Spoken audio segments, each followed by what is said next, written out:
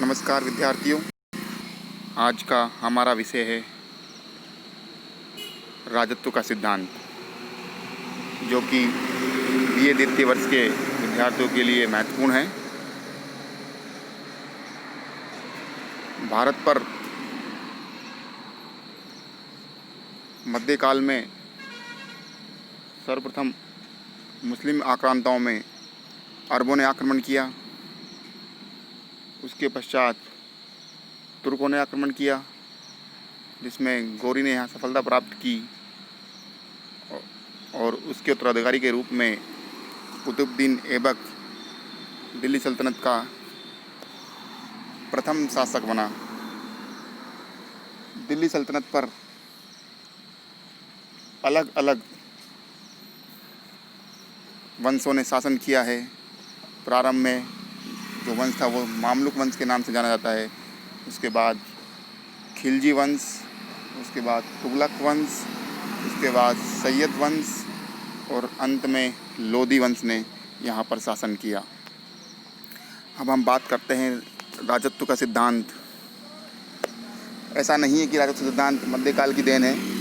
प्राचीन भारत में भी ये था, जहाँ पर शासक अपने आप को ईश्वर का रूप समझता था, किंतु मध्यकाल में आकर इसमें कुछ अंतर हो जाता है, वो देखना हमें महत्वपूर्ण है।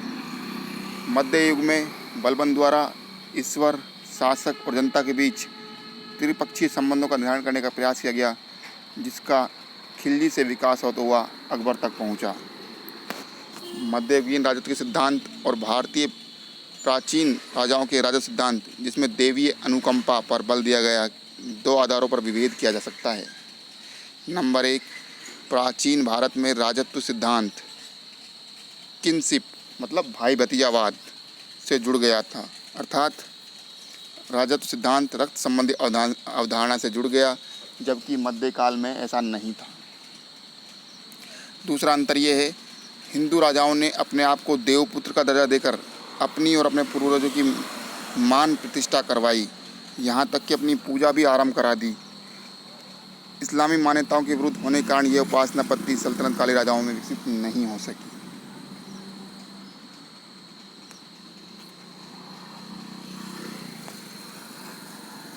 वस्तुतः राजस्व की अवधारणा इस्लाम के साथ एक बगावत थी, क्योंकि कुरान में 3 सामान्य सिद्धांत दर्शाए गए हैं।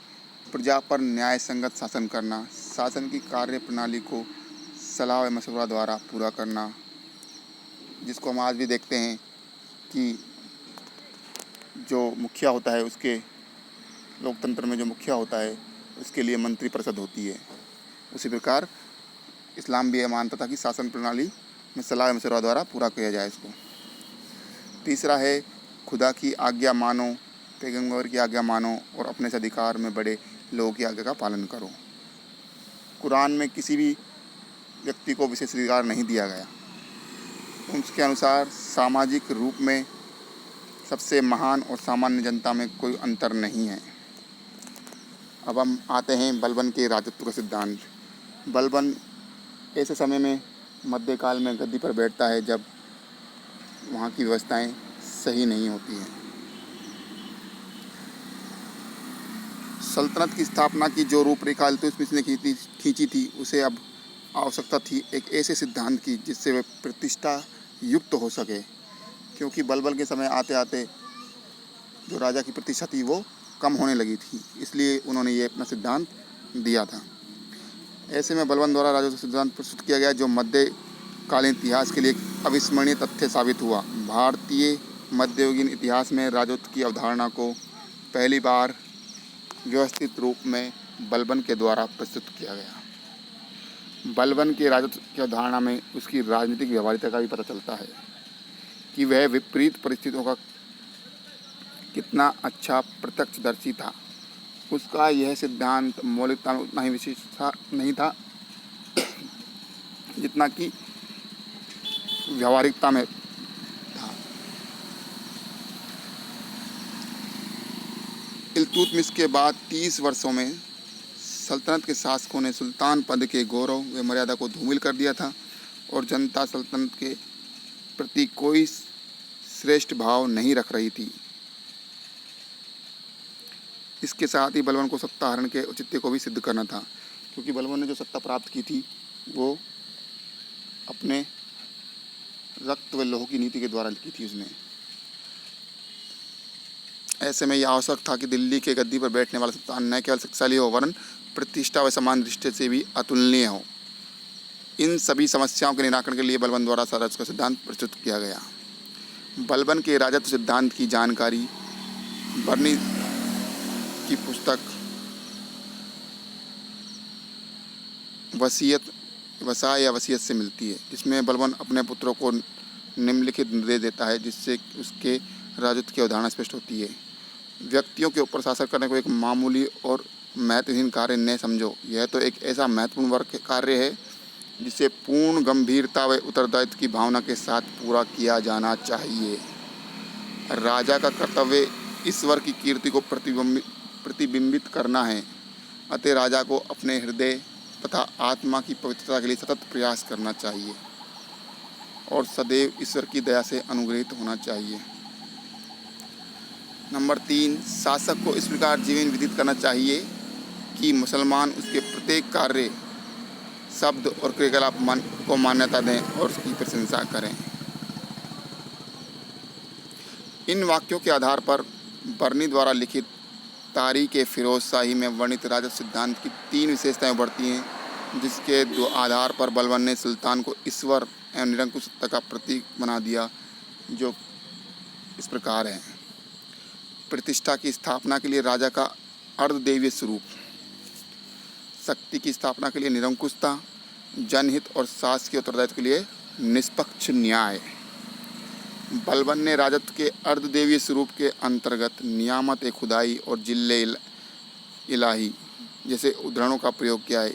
इसके द्वारा वह सिद्ध करना चाहता था कि शासक कोई साधारण मुख्य मनुष्य ना होकर ईश्वर का चुना गया प्रतिनिधि होता है। इसकी आज्ञा का पालन ईश्वर की आज्ञा के पालन के समकक्ष होता है। इस तरह बड़ी ही कुशलता से बलबन ने शासक की अवज्ञा को अपराध ही नहीं बल्कि पाप से जोड़ दिया। आधुनिक संदर्भ में राजनीति दर्शन में राज्य को अधिक महत्व देने वाले विचार राजा या राज्य पृथ्वी पर ईश्वर का अवतरण है से इसकी तुलना की जा सकती है।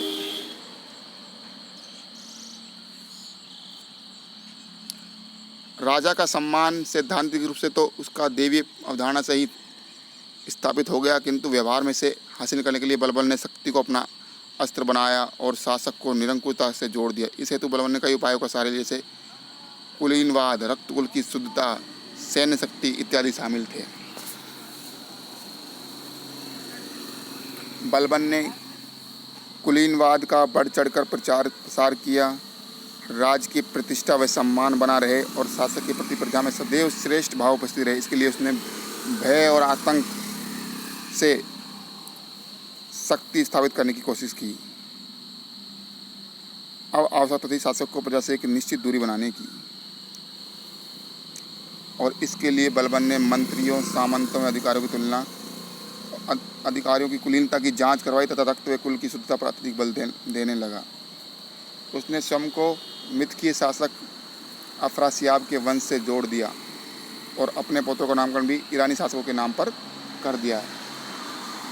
वो दर्शाना चाहता था कि वो जो है उच्च कुल से है, उसका जो कुल है वो सभी कुलों में श्रेष्ठ है, ये इसका भाव था।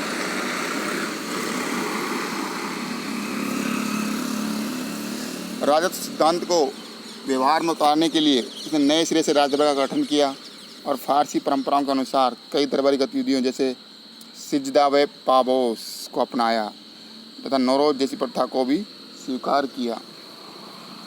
बलबन की विशिष्टता इसमें भी थी कि उसने दरबार को एक निश्चित नियम से संचालित करने का प्रयास किया। सिजदा और पाबोस का अर्थ है कि उसके सामने जो भी उससे नीचे थे वो सिर झुकाएंगे, पाबोस उसके पैरों को छुएंगे घुटनों तक बैठकर, तो वो अपने आप को सबसे ऊपर सिद्ध करने का प्रयास करता है। अनुशासन के पालन में बलबन ने अपने आप को भी अपवाद नहीं स्वीकारा और एक कुशल नेता की तरह अपने ऊपर भी अनुशासन को आरोपित किया। बलबन ने अपने आप के शाही परंपराओं के अनुरूप ढाल लिया। वेशभूषा तथा दैनिक जीवन का निष्पादन वैभवपूर्ण तरीके से करने लगा। वह सदैव अपने साथ तलवार युक्त रक्षकों को रखता था, जिससे उसकी भी शक्ति का प्रदर्शन हो सके। तो इस तरह से उसके व्यवहार के कारण उसकी तुलना यूरोपीय शासक पीटर द ग्रेट से भी की जाती है।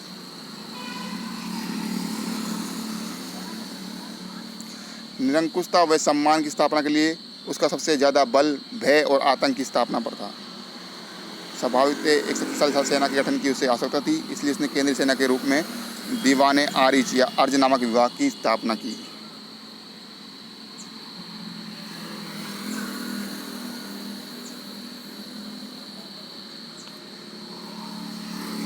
बलबन ने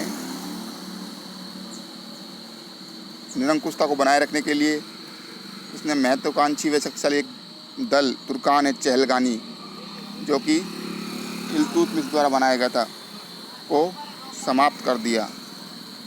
वह स्वयं भी उसका सदस्य रह चुका था और उसकी आकांक्षाओं को भलीभांति जानता था।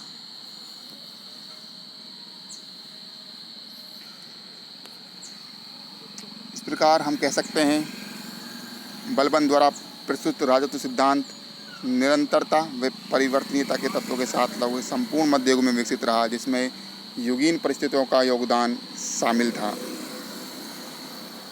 बलबन के बाद अलाउद्दीन खिलजी ने सिद्धांत को नया रूप दिया और इसकी चरम परिणति मुगल सम्राट अकबर के विचारों में देखी जा सकती है। वस्तुतः मध्य युग में राजत्व का सिद्धांत एक आवश्यकता नहीं बल्कि राजनीतिक व्यवस्था बन चुका था। इसके प्रतिपादन के बिना कोई भी महत्वपूर्ण शासक अपने राजनीतिक व सामाजिक गतिविधियों का सफलतापूर्वक संचालन नहीं कर सकता था।